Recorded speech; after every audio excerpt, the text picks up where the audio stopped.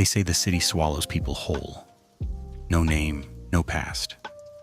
Just a ghost, hiding in plain sight. He is the perfect operative, cold, calculated, absolute order. But they don't know what hides beneath the suit. They don't know the beast that wakes. When he loses his temper, the directive is live. This is the story of Fenris. Somewhere in the North Sea, on a night the storm forgot to name, two ships were hunting each other.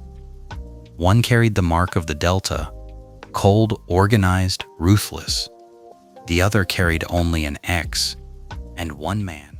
No one knew his real name, not even the men who followed him. He gave no orders by voice. One hand, one gesture, and the world obeyed. The Delta soldiers were professionals, trained, armed, coordinated, and they were losing. He moved through them like the storm itself had taken a shape and decided to fight. And then he bled. 6 of them surrounded him in the rain. And do you know what he did? He looked at the blood on his glove and he was curious about it. Like a man who had forgotten pain was supposed to hurt, he did not swim to survive. He swam because stopping was not something his body remembered how to do. Somewhere between the dark water and the pale shore, whatever his name was, it sank to the bottom of the sea, and something older began the long swim up. 16 years before the sea, before the ship, before the blood, before the name, there was a village, and in that village, there was a boy who heard too much, smelled too much, felt too much, a boy the other children called strange. His name was Valley, 7 years old. Carrying water was a simple task, but nothing was simple for Valley. He could smell the pine resin in the trees 30 meters away. He could hear his mother's heartbeat from outside the house. At night, the world was so loud he could not sleep. The other children said he was broken. His parents knew something else. They just didn't have the words for it yet. His family was everything.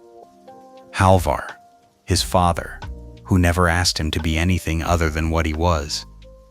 Runa, his mother, who would sit with him in the dark at night when the world was too loud. Sini, his sister, already more adult than she should have been. And Manny, his brother, who thought everything was a game and somehow made it one. In their home, Valley was not broken. In their home, Valley was just Valley. At the edge of the village lived an old man. The other children were afraid of him. Valley visited him every week. Master Bragi, a man who had seen empires rise and refused to fall gracefully, a man who carried old stories the way other men carry scars. He never seemed surprised to see Valley coming. He was never surprised by anything. In the old days, Bragi said, there were people who came from the blood of something older than kings. They could hear a whisper across a valley, smell water beneath stone.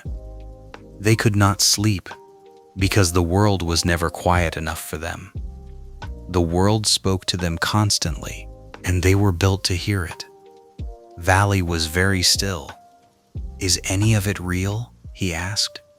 Bragi looked at him for a long moment. What do you think? The classroom was the hardest place. Every sound was a separate voice demanding attention. The chalk on the board, the boy behind him breathing, the wind outside that only he could hear. They called him Wolf Nose. They called him strange. At night, his mother would sit with him. She never told him it would get better. She just stayed. And somehow, that was more honest than any promise. Why do you always tell sad stories? Valley's voice was shaking with something too big for his body. Is there no story with a good ending? Bragi was quiet for a moment. A king came to our land. He offered 2 choices, kneel or leave. We left. My father would not leave, Valley said. My father would fight. My father is not weak. Bragi looked at the boy for a long time.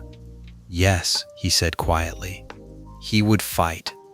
That is exactly what worries me. He did not understand what Bragi had meant. He was 7 years old. 7-year-olds are not supposed to understand things like that. He walked home. He watched his sister on the roof. He could smell his mother's cooking from the forest edge. He could hear his brother already arguing about dinner. And for a moment, just a moment, he had the strange feeling that he was memorizing it. The way you memorize a thing when some quiet part of you knows it will not always be there.